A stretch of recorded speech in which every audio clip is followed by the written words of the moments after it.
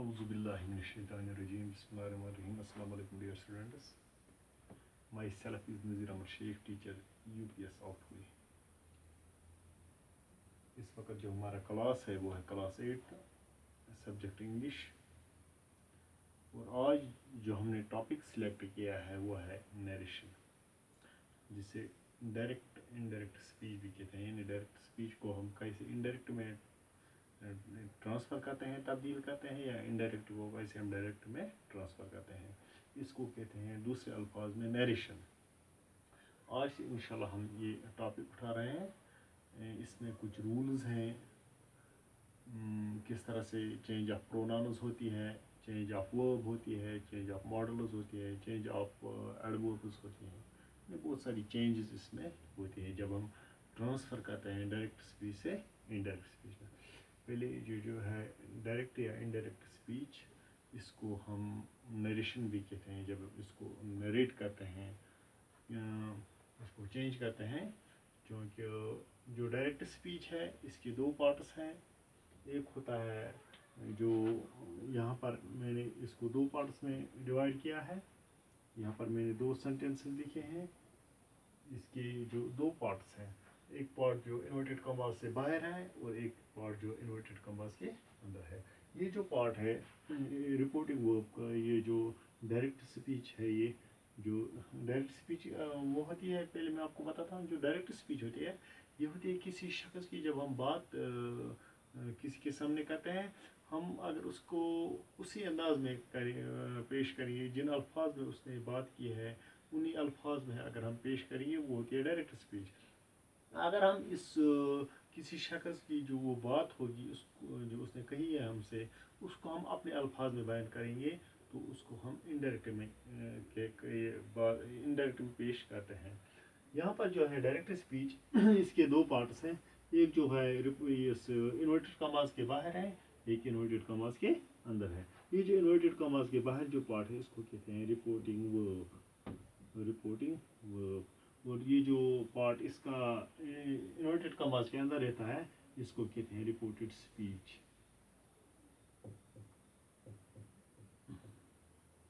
इस तरह इसको भी कहेंगे रिपोर्टिंग वर्ब और रिपोर्टेड स्पीच। यानी डायरेक्ट स्पीच के दो पार्ट्स हैं, reporting verb and reported speech.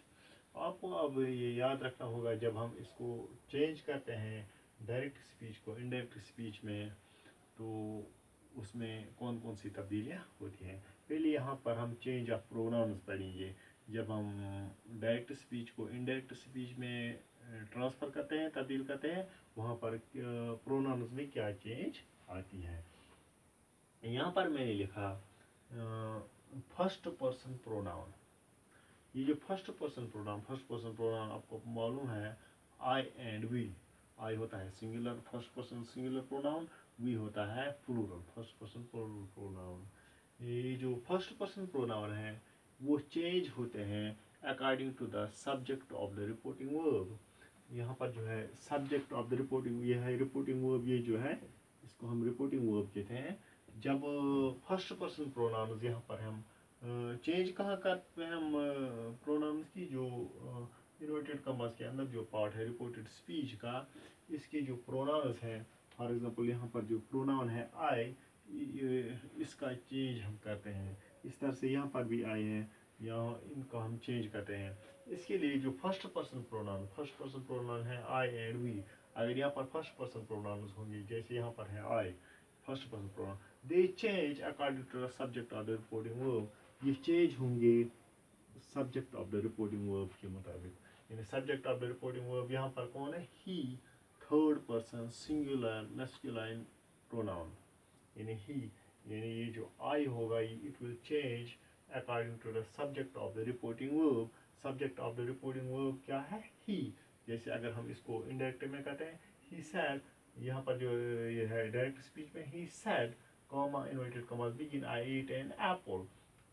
ये जो है he said I ate an apple, ये इन्वर्टेड कॉमास के अंदर है रिपोर्ट स्पीच का। इसको जब हम ट्रांसफर करेंगे, ही सैड दैट, यहाँ पर जो है आई चेंज होगा किसके मुताबिक, subject of the reporting verb, that he had eaten an apple. यहाँ पर ईट पास्ट सिंपल, ये यहाँ पर पास्ट सिंपल है, पास्ट परफेक्ट होगा।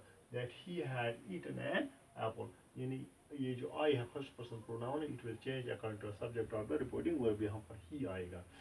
इस तरह से अगर वी होगा, वी जो है ही सैड, अगर यहाँ पर प्लूरल प्रोनाउन होगा वी होगा, इट ये भी है, आई एंड वी जो है first person pronouns will also change according to the subject of the reporting verb। इस तरह से अगर होगा सेकंड पर्सन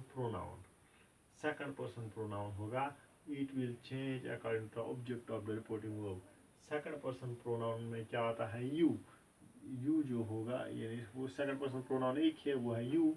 अगर सेकंड पर्सन प्रोनाउन होगा वो होगा ऑब्जेक्ट के मुताबिक चेंज होगा। अगर यहाँ पर यू होता वो इसके मुताबिक चेंज होता। यहाँ पर जो मैंने लिखा है ही सैड टू मी, उसने कहा, किससे कहा, मुझसे कहा। मी जो है ये यहाँ पर है ऑब्जेक्ट है रिपोर्टिंग वर्ब का, ऑब्जेक्ट जो है रिपोर्टिंग वर्ब का। अगर यहाँ पर सेकंड पर्सन प्रोनाउन होता यानी यू, वो चेंज होता इसके मुताबिक रिपोर्टिंग वर्ब का जो ऑब्जेक्ट है। इस तरह से अगर थर्ड पर्सन प्रोनाउंस होंगे उनमें कोई चेंज नहीं होती है।